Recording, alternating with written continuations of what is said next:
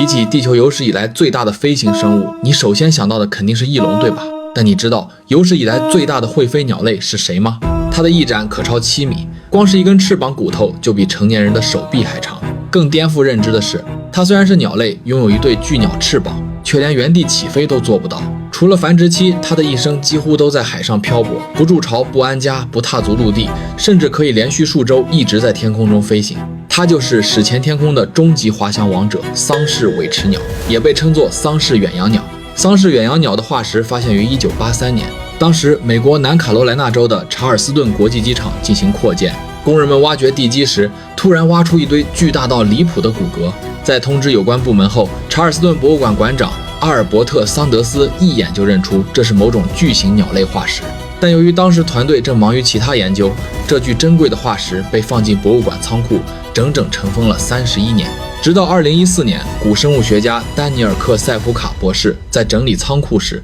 才重新发现这具被遗忘的巨骨。经过详细研究后，为了纪念最初发现它的桑德斯馆长，正式将这种史前巨鸟命名为桑氏尾翅鸟。它是尾翅鸟科里体型最大，也是目前已知所有鸟类中翼展最长的成员。而这具包含完整头骨、翼骨和腿骨的化石，也是人类目前发现的唯一一具桑氏尾翅鸟化石，其珍贵程度远超想象。如今就珍藏在查尔斯顿博物馆，成为镇馆之宝。它的出现也彻底颠覆了人类对鸟类体型极限的认知。桑氏尾翅鸟生活在距今2500万到2800万年前的渐新世晚期。根据最近几年全球各地，包括南美洲、欧洲、亚洲、非洲，甚至冰冷的南极洲，都陆续出土了尾翅鸟科其他成员的化石。这意味着桑氏尾翅鸟几乎统治了当时全球所有的海洋上空，是真正意义上的环球飞行者，足迹遍布地球的每一片海域。想象一下，2500万年前，无论是热带太平洋还是南极附近的海面，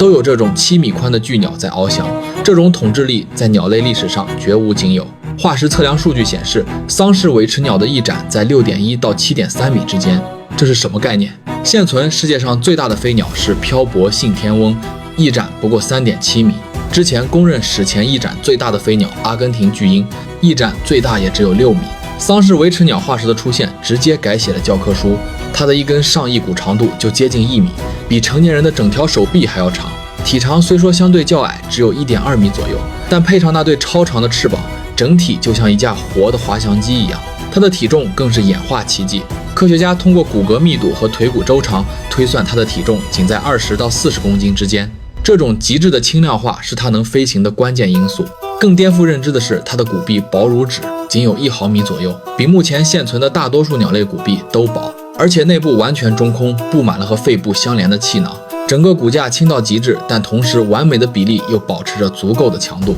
平衡了重量与结构，这也是它能突破鸟类飞行体型极限的核心秘密。不过这种结构也有致命弱点，它的骨头非常脆弱，轻微碰撞就会骨折，所以它的一生都必须小心翼翼。但最诡异的特征要数它的牙齿。桑氏尾翅鸟的上下颌布满了一排排尖锐的钉状凸起，看起来就像满嘴獠牙，但这并不是真正的牙齿，而是颌骨骨质增生形成的骨突，外面覆盖着坚硬的角质层，属于假牙齿，这也是它尾翅鸟名字的由来。这些尾齿尖锐且向后弯曲，专门用来牢牢勾住鱿鱼、鳗鱼、深海鱼类这些滑溜溜的猎物。因为没有真正的牙齿，它没办法撕咬，进食时它只能把猎物整个吞进肚子里。除此之外，最让人着迷的是它的飞行方式完全违背了我们对普通鸟类的认知，堪称空气动力学的完美奇迹。首先是起飞，桑氏尾翅鸟的腿又短又粗，爪子上长着脚蹼，在陆地上根本无法正常行走，甚至无法站立，所以它绝对没有陆地助跑起飞的能力。同时，由于体型太大，也没法像麻雀那样原地扑翼起飞。电脑模拟模型显示，它的起飞方式只能在海边高耸悬崖或陡峭岩壁纵身跳下，依靠重力和海面气流滑翔升空，或者在海面依靠海浪的冲击力和气流起飞。一旦升空，它就化身为天空的主宰，成为史上最强的滑翔高手。它的翅膀狭长笔直，滑翔效率高到离谱，乘着海面的上升气流和风带，它可以连续数天甚至数周不扇动翅膀，就可以一口气滑翔数千公里，完全不用耗费体力。科学家推测，它的巡航速度可以达到每小时60公里以上，而且能长时间保持这个速度。它的飞行高度也很特别，不会飞得特别高，而是紧贴着海面波浪飞行，这样既能利用海面的气流，又能随时发现猎物。食物主要是海面附近的鱼类、鱿鱼、章鱼等软体动物，从不捕食陆地生物，也没有那个能力。一生除了繁殖期，几乎全都在海洋上空滑翔。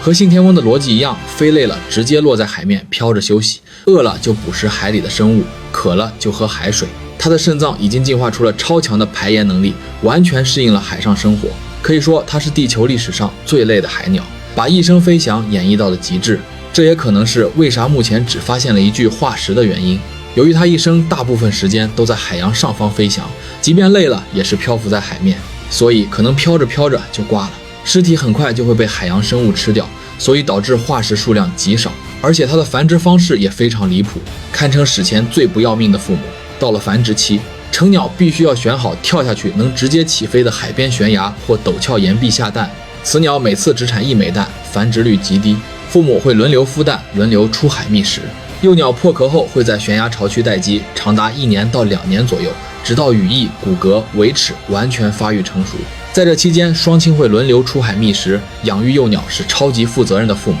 2年时间，成鸟要经历无数次反复起飞降落，起飞时直接跳下悬崖，张开翅膀滑翔升空。但每次捕食回来，降落时都是一次生与死的极限挑战。由于骨骼极其脆弱，降落时如果风速波动较大或降落角度出现偏差，都可能会发生碰撞，造成骨折。这对于一展7米的飞鸟来说，等于宣判了死刑。除此之外，桑氏维持鸟的寿命也很长。根据骨骼生长纹推算，它的寿命可能达到30年以上，在大型鸟类中属于长寿者。但遗憾的是，这种统治天空数百万年的空中巨兽，最终还是在2500万年前彻底灭绝。灭绝原因至今成谜。科学家推测，可能是气候变化、海洋环境改变，也可能是食物资源减少，或是繁殖率太低。但不管怎样，它留下的化石却让我们看到了地球生命演化的无限可能。从机场工地里的一堆巨骨，到改写历史的空中霸主，桑氏尾齿鸟用它的存在告诉我们，在地球漫长的46亿年里，还有无数超出我们想象的神奇生物等待着我们去发现、去探索。这就是桑氏尾齿鸟，一只翼展超7米，体重仅40公斤，一生几乎都在飞翔的史前奇迹。它是演化的巅峰，是天空的传说，也是最负责任的父母。